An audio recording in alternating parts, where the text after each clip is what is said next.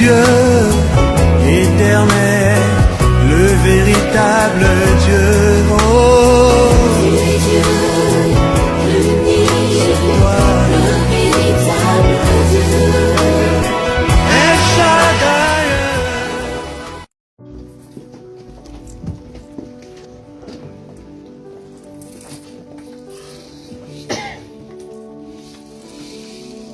Nous prenons nos Bibles dans le livre de 1 Samuel. Samuel, c'est dans l'Ancien Testament. Ceux qui cherchent dans le Nouveau Testament, vous allez perdre votre temps. 1 Samuel, chapitre 22. Samuel, c'est après Ruth.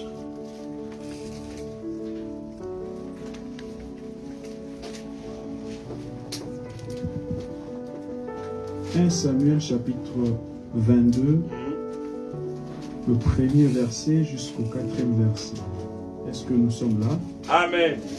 Tout le monde a retrouvé? Amen. Je vois les gens en train de chercher. C'est pas grave, on n'est pas à l'université. Regardez la table des matières et puis ça va vous indiquer le numéro. Merci, on remet à tout le monde la Bible, c'est bien.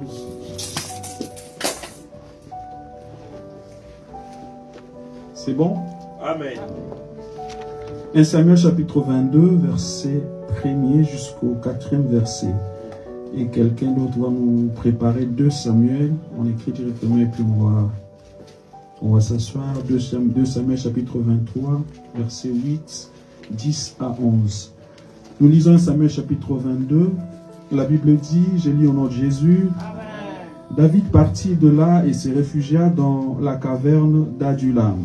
Ses frères et toute sa famille l'apprirent, ils y descendirent vers lui.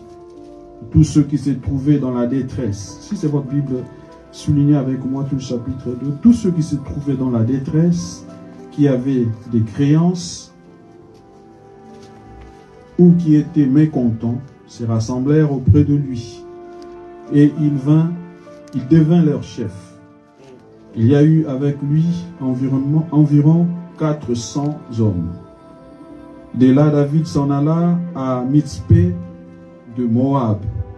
Il dit au roi de Moab, « Permets, je te prie, à mon père et à ma mère, d'émigrer chez vous jusqu'à ce que je sache ce que Dieu fera de moi. » Waouh!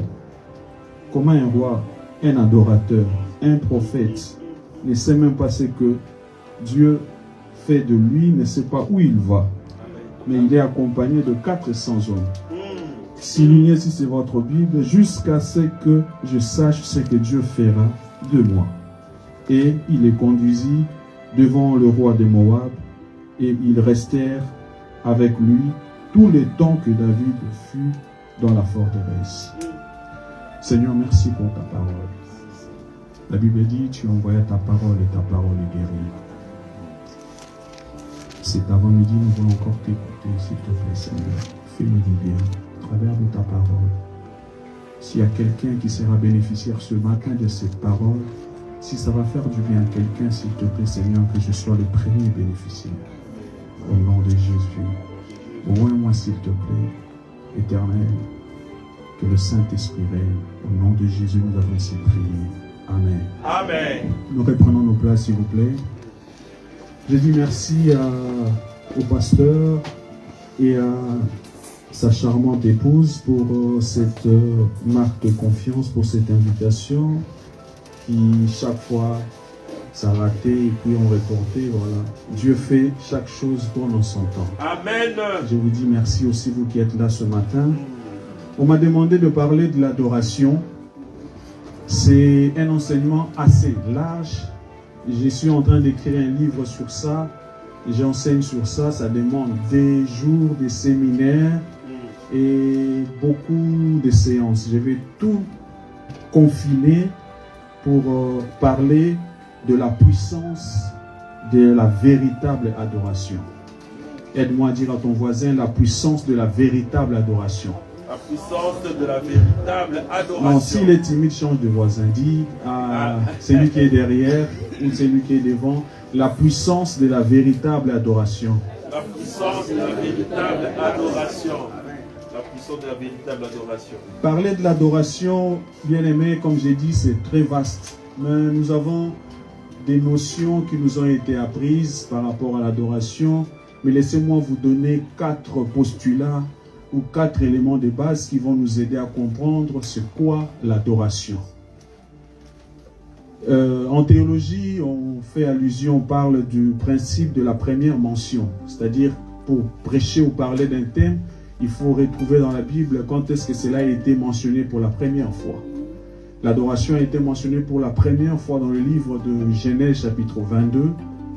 Connaissons tous l'histoire de Abraham et son fils Isaac et les serviteurs. Donc, l'adoration, pour ceux qui ne savent pas ou pour ceux qui ignorent, la première des choses, c'est que l'adoration, c'est d'abord un style de vie. L'adoration, c'est un mode de vie. L'adoration, ce n'est pas les paroles. Les gens croient que c'est parce qu'ils récitent des poèmes, parce qu'ils disent des bonnes paroles, parce qu'ils parlent très bien français ou parce qu'ils sont influencés par les anglophones, c'est ça l'adoration. Non, Dieu n'est pas impressionné par les paroles. Comment on peut impressionner celui qui est la parole, celui qui est le Verbe divin? Dieu n'est pas impressionné par nos paroles.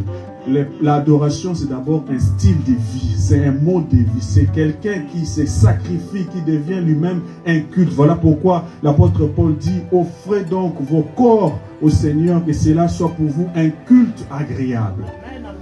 Être un adorateur, c'est d'abord un style de vie. Tout ce que je fais, depuis le matin, si je suis au travail, à la maison, moi-même je me rends compte que je suis un culte. On ne vient pas adorer, on est soi-même adorateur. On est soi-même une adoration. J'aime ce que Dieu a fait. Et j'aimerais dire à quelqu'un, tu vas toucher à ta bénédiction. Tu vas toucher à ta bénédiction, tu vas dire, Dieu est bon, Dieu est merveilleux. Je me souviens ce jour-là quand j'étais à l'hôpital, je voyais, vous savez, ce n'est pas comme au Congo. Ici en Europe, tu es obligé d'être là. C'est la première fois pour moi. Je n'ai jamais vu une femme en train d'accoucher. Je voyais comment l'enfant sortit. Et j'étais là à un moment donné, je voulais tomber, mais j'ai dit non, non, non, mon bal, il y a un Et je voyais comment. Et j'ai bénissé le Seigneur. Amen. Parce que c'est Dieu qui a promis et capable de réaliser. J'aime ce que le psalmiste dit, lorsque Dieu nous a visités, c'était comme un songe. Laissez-moi dire à quelqu'un ce matin, quand Dieu va te visiter, ça sera comme un songe. Tu vas pas comprendre ce que je rêve ou ce n'est pas ça. Non, laissez-moi te dire que Dieu va te visiter et tu vas bénir le Seigneur. C'est Dieu ne ment jamais. Il est toujours derrière sa parole. Habakkuk dit même si ça tarde, attends-la. Ça va s'accomplir, ça s'accomplira certainement. J'aime la version hébraïque qui dit que c'est une prophétie dont le temps est déjà fixé. Mais dans la version originale dit au temps pointé. C'est-à-dire, vous voyez le calendrier, comme moi, je parle de moi. Je suis né le 30 décembre. Chaque année dans le calendrier, je pointe le 30 décembre. C'est comme ça que la version hébraïque voulait dire. C'est-à-dire que cette prophétie, il y a déjà une date qui est déjà fixée, déjà encerclée. C'est là ça s'accomplira. Et Dieu est en train de regarder son calendrier. Et le problème, c'est que le calendrier des hommes est différent du calendrier de Dieu. Nous voulons que les choses se fassent de notre manière. Or, Dieu fait les choses comme il veut et au moment où il veut, au moment convenable. Imaginez que Abraham ait un enfant avant Ismaël. Il n'y aurait pas vraiment de gloire. Il a fallu qu'Ismaël vienne d'abord. Il a fallu qu'on se moque de Sarah. Il a fallu que Sarah devienne vieille, doublement ménopausée. Et lorsque l'enfant est venu, l'enfant de la promesse, souvent les choses que Dieu fait, c'est un moment où on ne s'entend même pas. Vous voyez, dans la vie de Sarah, lorsque l'ange lui a dit que l'année prochaine, Sarah s'est mise à rigoler. Et Dieu a fait en sorte que, comme tu as rigolé, tu vas rigoler toute ta vie. Isaac veut dire sourire. Et dans toute sa vie, tous les jours qu'ils se sont restés, Sarah était en train de rigoler, de rire parce qu'il voyait ce que Dieu a fait. Elle voyait ce que Dieu a fait dans sa vie. Notre Dieu ne ment jamais. Ce soir, ce matin, j'aimerais dire à un adorateur, ne perds pas espoir. Dieu est vivant. Amen. Ton Dieu est vivant. Ton Dieu ne ment jamais. Tu n'es pas venu aujourd'hui par hasard.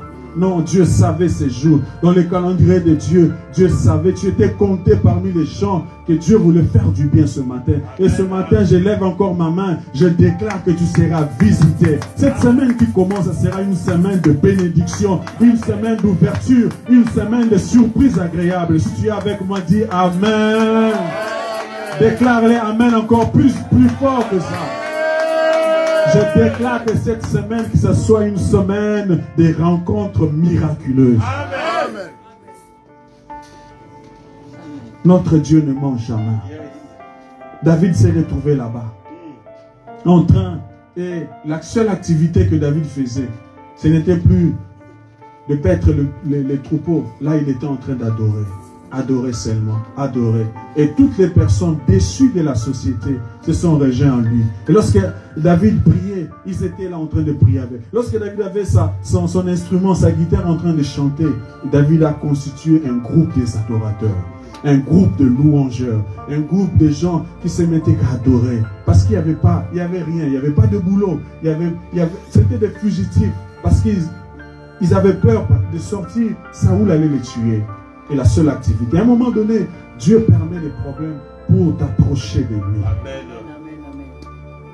À un moment donné, il y a des fois nous sommes distraits par les réseaux sociaux, par le travail, la famille. Dieu permet certaines situations, qu'un enfant tombe malade pour que tu arrives à bien prier, à aller encore en profondeur dans la prière.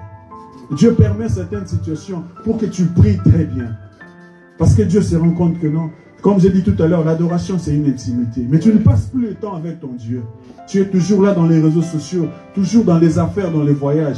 Dieu fait en sorte que les choses soient bloquées un peu. Amen. Dieu ferme certaines portes pour te ramener vers lui, pour que tu apprennes encore, pour te donner encore une leçon. C'est comme un parent qui se rend compte que l'enfant est trop dans les distractions. Il récupère un peu le téléphone pour que tu te concentres dans les études. C'est comme ça que notre Dieu travaille. Il permet des situations difficiles, non pas pour te tuer. J'aime ce qui est arrivé dans la vie de ces trois adorateurs, Shadrach, Meshach et Abednego, dans la fournaise. Bien aimé, c'était une fournaise. Ce n'est pas de l'eau chaude. Parce que les gens croient que c'est juste cette four-là que vous mettez le poulet à l'intérieur. Non, non. C'était une fournaise. Et la Bible précise très bien que leurs bourreaux, c'est-à-dire les gens qui les ont jetés, eux-mêmes étaient tombés, ils sont morts. Parce qu'ils ont chauffé la fournaise encore 3 fois plus. Mais lorsqu'ils se sont retrouvés là-bas, la Bible dit, aucun de leurs cheveux, même leurs habits n'étaient pas consumés. Et lorsque le roi est venu le lendemain, il a demandé, mais on a jeté, il a appelé les autres, mais regardez, on avait jeté 3 personnes. Et lorsqu'on regarde, comptez bien. 1, 2, 3, 4. Non, non, non. Recommencez. 1, 2, 3, 4. Oh, mais on avait jeté 3. Il dit, mais regardez très bien. La 4e personne là qu'on voit, il est semblable au Fils de l'homme. Amen. Amen. Et le roi lui-même a constaté. Alléluia. Il a dit, mais on a jeté 3 personnes. Mais là, je vois 4. Là-bas, c'est Shadrach. L'autre, la tête, c'est Meshach. Et là, c'est Abednego. Mais la 4e là, il est bizarre. Sa tête est semblable au Fils de l'homme. Laissez-moi dire à quelqu'un, même si tu passes par le feu, il sera là. Amen. Il s'appelle Emmanuel. Dieu avec les hommes. Dieu parmi les hommes. Et sa présence a fait en sorte que la fournaise devienne un frigo. Ils étaient à l'aise. On les a trouvés en train d'adorer, de louer. La Bible dit, au ciel, il y avait des 24 vieillards, les 4 êtres vivants en train d'adorer, de louer, de célébrer, se prosterner, disaient, tu es digne d'être loué, tu es digne d'être... Et la Bible dit, lorsque les 24 vieillards se prosternent, ils jettent leur couronne. J'aime bien le préciser, ils ne déposent pas leur couronne. Lorsqu'on dépose quelque chose, c'est-à-dire qu'elle a de la valeur. Mais lorsqu'on jette, c'est-à-dire que ça n'a pas de valeur. Parce que les 24 vieillards ont compris que c'est la seule personne qui mérite d'être adorée. Les couronnes, c'est pour l'honneur. Mais ils se disent que non, je dois déposer cet honneur pour Jésus. Ils étaient en train d'adorer, en train de louer. Ils se sont prosternés, ils étaient là en train d'adorer. S'agenouiller, se prosterner, c'est différent. S'agenouiller, c'est fléchir les genoux. Mais se prosterner, c'est face contre terre, comme les musulmans le font. Amen. Ils étaient en train d'adorer, de louer, de célébrer. Mais la Bible dit qu'il y a une personne. Voilà, il n'est pas habitué aux choses d'en haut. Et Jean était en train de pleurer. Les autres en train d'adorer, Jean en train de pleurer. Les autres en train d'adorer jusqu'à ce que son adoration a dérangé l'adoration. Ses pleurs ont dérangé l'adoration au ciel. Et la Bible dit l'un des 24 vieillards s'est retourné. Il a arrêté son adoration. Il a dit, Jean, mais pourquoi tu pleures? Comme pour lui dire, Makambo et ça les makawate. Si vous avez comme la Bible, parce que nous sommes ici en train d'adorer le grand roi. Toi, tu es en train de pleurer. J'aimerais dire à quelqu'un, lorsque tu es dans la présence de Dieu, tu comprends la grandeur de ces dieux. Tu vas comprendre que tes problèmes n'ont pas de valeur. Ton problème, c'est grand Dieu puissant et plus grand que tes problèmes. C'est ce qui est arrivé dans la vie des gens. Là-bas au ciel, tout le monde adore. La Bible dit, l'un de 24 a arrêté l'adoration. Il a dit, ne pleure pas, parce que tu manques la révélation. Il dit, regarde, voici l'agneau de Dieu. Amen. Voici l'agneau de Dieu. Amen. La Bible dit, lorsqu'il a arrêté, et lorsqu'il a vu, il n'a pas vu l'agneau, il a vu le lion de la tribu de Juda. Comme pour dire que le vainqueur, le puissant, le roi. Amen. Au ciel, c'est ce que nous allons faire. Amen. Et au temps de la fin, nous sommes au temps de la fin, nous nous préparons à aller au ciel. Et Dieu, le Père, cherche de vrais adorateurs. L'adoration, c'est la nourriture de Dieu. Il a dit dans le psaume 50, offre donc à Dieu. Et là, il est en train de parler au psalmiste, si j'avais besoin des animaux, je ne vais pas te les demander, parce que tous les animaux de la forêt sont à moi. Offre donc à Dieu ton adoration. Et c'est quoi le constat? Le constat, c'est que l'Église vit maintenant une constipation spirituelle. J'aime le dire de cette manière-là. Ouais.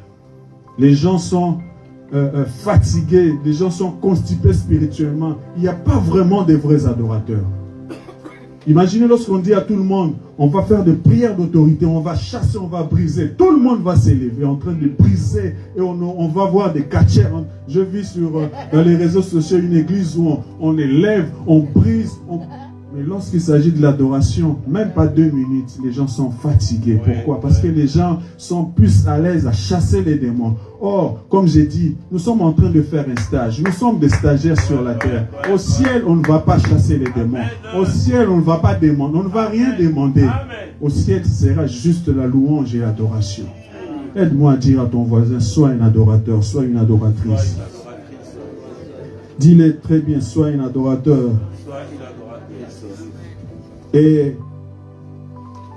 j'ai pris le livre de 1 Samuel chapitre 22 pour vous parler d'un adorateur. David, l'homme selon le cœur de Dieu. Et laissez-moi vous dire que la vie chrétienne est basée sur la véritable adoration. Une communion interne avec son Dieu. Une relation d'intimité. David, l'homme selon le cœur de Dieu, est en train de passer des moments très difficiles. David est banni d'Israël. David est recherché. Il est personne non ingrata, comme on dit. David est cherché pour être tué. Et j'aime le verset 22, la Bible dit, David est allé David est allé se réfugier dans la caverne d'Adulam. Les cavernes en Égypte, en Israël, pour ceux qui sont partis, ce sont des grosses pierres où les gens vont se cacher à l'intérieur.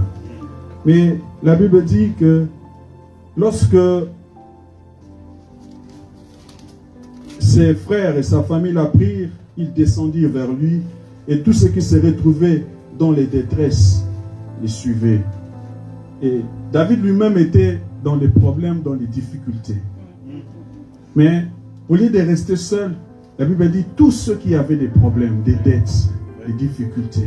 Je me suis posé la question de savoir pourquoi David passait de tels moments. David est l'homme selon le cœur de Dieu. David n'a rien demandé. Il est resté chez lui en train de paître les troupeaux de son père. Dieu lui-même s'est arrangé en envoyant le prophète Samuel, qui est parti avec une corne d'huile, avec des paroles prophétiques. Il a appelé David Vous savez tous l'élection de David, comment ça s'est passé. On a cherché, il y avait ses frères qui étaient robustes. Dieu a dit non, l'homme regarde ce qui frappe aux yeux, mais moi je regarde le cœur. Et Dieu a choisi David derrière le troupeau. Il a été loin. Après cela, David a réalisé un exploit grave. Goliath s'est levé en train d'insulter le peuple de Dieu. Cela s'est passé, nous croyons que c'était un jour, c'était pendant 40 jours. Goliath c'était un géant. Les théologiens disent qu'il mesurait 3 mètres de hauteur. Chaque matin, il s'est levé et disait, peuple d'Israël, vous êtes des naïfs. Faites sortir juste une seule personne, nous allons nous battre. Et c'est lui qui va gagner. Et les autres seront esclaves. Il n'y avait personne. Même Saoul qui était guerrier, personne ne pouvait oser. Un jour, David est allé, il a appris, David a tué Goliath. David a fait du bien au peuple d'Israël. David a protégé le peuple. David a tué Goliath pour Saoul. Mais c'est la même personne à qui David a fait du bien qui recherche pour le tuer. Laissez-moi vous dire, c'est comme ça que le monde est fait. Les hommes ne sont jamais reconnaissants. Le monde est ingrat. Vous pouvez faire du bien à quelqu'un, vous pouvez l'aider, mais après c'est la même personne. Citerne qui est à la porte de Bethléem. Alors les 3 vaillants hommes forcèrent le camp des Philistins. Ils puisèrent de l'eau de la citerne qui est à la porte de Bethléem. Ils apportèrent et le présentèrent à David, mais il ne voulut le boire. Il le répandit en libation devant l'Éternel. Il dit, loin de moi, ô Éternel, la pensée de faire cela. N'est-ce pas le sang des hommes qui sont allés au péril de leur vie? Il ne voulut pas le boire. Voilà ce que firent ces 3 vaillants hommes de David. Amen. Ici, nous sommes en train maintenant de voir. On a dit tout à l'heure que David était accompagné des vauriens, de bras cassés, des malheureux, des gens qui avaient des dettes. Mais lorsque David s'est retiré pour adorer, pour prier, pour chercher la face de Dieu, ces hommes étaient avec lui. Dans 1 Samuel chapitre 22, on voit que c'était des malheureux. Mais dans 2 Samuel chapitre 23, il y a quelque chose qui s'est passé. Il y a quelque chose qui s'est passé. Un transfert d'onction s'est passé. Je peux accepter David. Il a reçu les promesses. Un prophète, un grand prophète Samuel est venu avec des paroles prophétiques, avec la conduite. Il a oint. Mais ces hommes, qu'est-ce qui s'est passé? Dieu a opéré un miracle. Il y a eu un transfert d'onction. Laissez-moi vous dire, pendant que vous êtes en train de prier, pendant que l'homme de Dieu est en train de chercher le Seigneur, venez vous joindre à lui. L'onction qui est sur lui va vous toucher. Vous serez touché et cela sera dans votre vie comme une onction pour faire de vous des vaillants. Amen. La Bible dit, dans 1 Samuel c'était des malheureux, mais dans 2 Samuel c'était des vaillants héros. Amen. Une seule personne pouvait tuer 100, pouvait tuer 10 000. Amen. Et lorsque David était au pouvoir, c'était eux qui ont régné, c'était eux le premier ministre, c'était eux des notables. Comment ces choses se sont passées?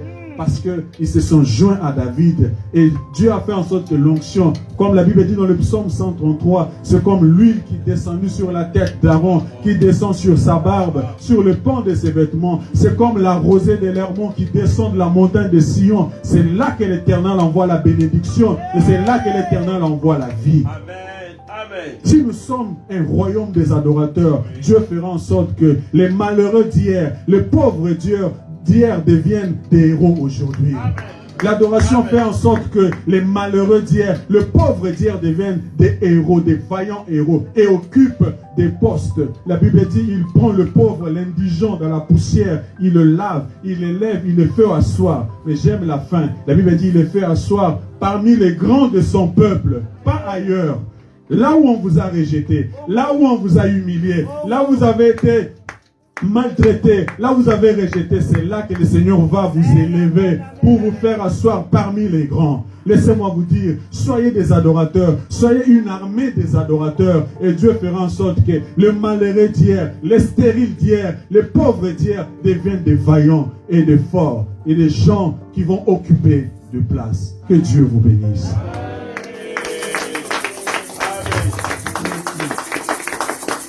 Si on peut le faire très bien, si on peut le faire très bien. Si on peut baisser nos têtes juste. Oui, continuez à acclamer le Seigneur, continuez à acclamer le Seigneur.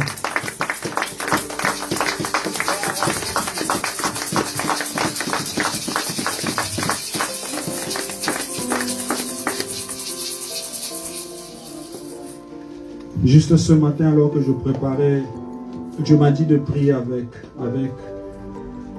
une catégorie de gens. J'aimerais prier avec vous.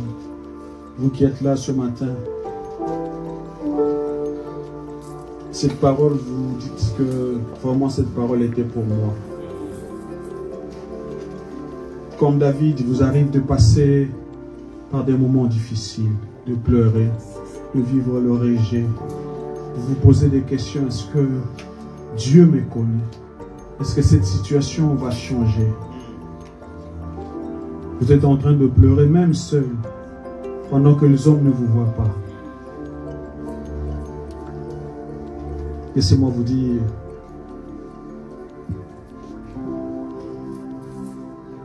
c'est Dieu vous connaît personnellement. Il ne vous a pas abandonné. Si vous êtes là ce matin, j'aimerais prier avec vous. Levez juste votre main, s'il vous plaît. Si vous êtes là ce matin, levez juste votre main. Votre Dieu. Merci, merci, merci déjà pour ceux qui sont levés. Si vous avez levé votre main, levez-vous s'il vous plaît. Nous voulons prier. Alléluia. Nous voulons chanter ces cantiques. Je ne peux imaginer combien ça coûterait. Si vous êtes là, si vous hésitez encore, levez-vous, nous allons prier ensemble. Levez juste vos mains. Je vais vous demander un seul exercice. S'il y a moyen de passer devant, s'il vous plaît, on va prier ensemble. S'il vous plaît. Oh oui, attaché.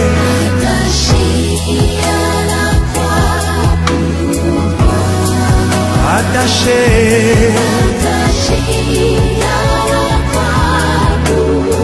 Oh oui, il a pris mon péché et m'a délivré.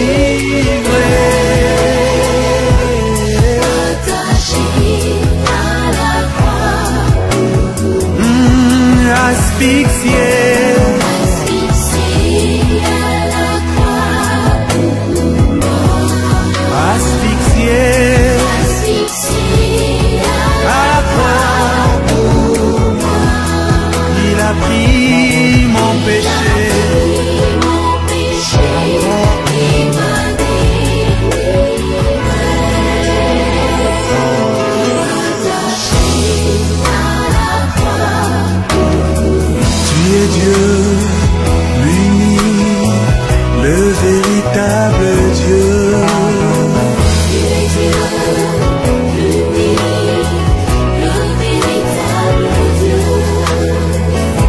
Dieu éternel, le véritable Dieu. Oh, tu es Dieu, l'unique, le véritable Dieu. El Shaddai.